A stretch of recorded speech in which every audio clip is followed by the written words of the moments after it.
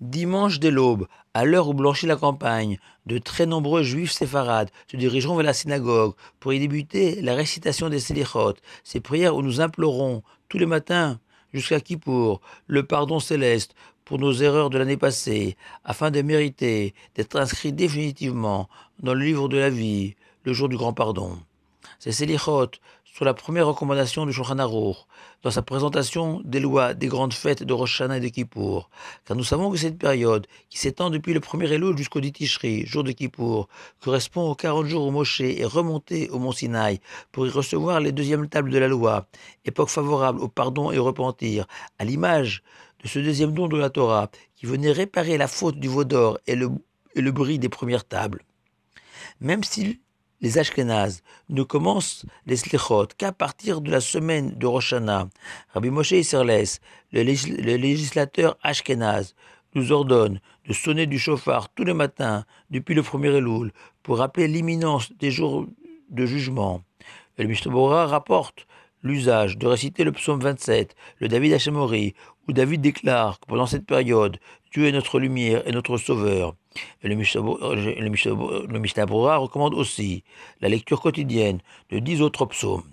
Mais je voudrais revenir avec vous sur les mots exacts du Shulchan Aruch, qui ne se contente pas de dire qu'il faut réciter les Selichot avant la prière du matin. Non, le code des lois précise, en préambule, que nous avons l'usage de nous lever au moment de Ashmoret Aboker, qui correspond à la fin de la nuit, juste avant le début de l'aube, durant toute cette période. Car se réveiller avant l'aube est la première halakha de tout le Shulchan Aruch qui stipule « Tout homme doit tel un lion se lever tous les matins pour servir son Créateur » et que l'homme doit être celui qui réveille le matin, selon l'expression utilisée par le roi David, qui le premier a écrit « Réveille-toi, ô mon âme, réveillez-vous, ô luth et harpe, je veux réveiller l'aurore ». Et le Talmud raconte que le roi David se levait tous les jours, peu avant minuit. Le Tour explique cet usage en rappelant que l'homme a été créé pour servir Dieu et que le jour commençant à l'aube, il est logique de se rendre disponible pour ce service dès l'aube et se réveiller forcément à la fin de la nuit pour être prêt au début du jour. Le Tour conclut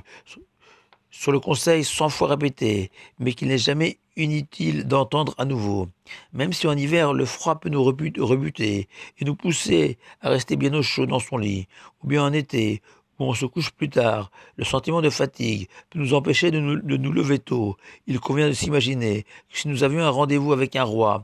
ou pour moderniser cette parabole, un avion à prendre, nous nous serions levés sans aucune hésitation. Ainsi, pour le service de son Créateur, on doit surmonter toutes les difficultés et se lever tôt. Et le Tour cite à l'appui l'enseignement de Yehuda ben Tema. Sois hardi comme le léopard, léger comme l'aigle, agile comme le cerf, et fort comme le lion, pour accomplir la volonté céleste. Et sur un ton léger, Rabbi Naftali de Roupchitz racontait « Lorsque le matin, mon mauvais penchant me conseille de rester dormir encore, je lui disais « Quoi, toi, tu es déjà en action, au travail, à m'encourager à me rendormir, alors que toi, tu es déjà bien réveillé. »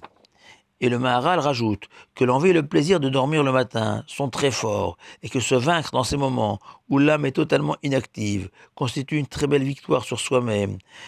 dans son élévation personnelle. Il est souvent remarqué que les sages, ces géants qui doivent nous servir de modèle, appartenaient à cette catégorie de personnes, toujours les premiers réveillés. Dans un midrash, Rabbi Lazare raconte qu'un jour il arriva à la salle d'études et que les hommes de ménage y étaient déjà, et qu'il a alors tenu le raisonnement suivant. Si déjà pour un salaire modeste, ces hommes de ménage se lèvent si tôt, à plus forte raison pour un salaire divin, infiniment plus grand, qu'il faut se lever. Depuis ce jour, Rabbi Lazare témoigne que plus jamais personne ne l'a devancé à la salle d'études.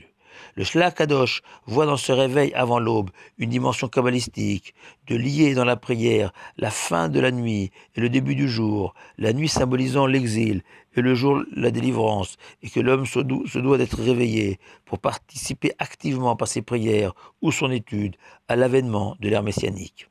En ce Shabbat Shoftim, qui coïncide avec la veille du début des Selichot, je voudrais vous encourager à tous faire un effort et vous lever quelques minutes plus tôt, et que même si le shamash, le bedeau de la synagogue, qui toquait au carreau des fidèles du Melach de Marrakech à 4 heures du matin, pour les réveiller pour les Slichot, selon le témoignage de ma mère, n'existe plus, notre volonté de nous réveiller tôt doit être totale, surtout en cette période. Je voudrais vous rappeler aussi que pour la plupart d'entre nous, dans notre monde moderne, le problème n'est pas de se réveiller tôt, mais surtout de se coucher à une heure raisonnable, nous permettant un réveil matinal.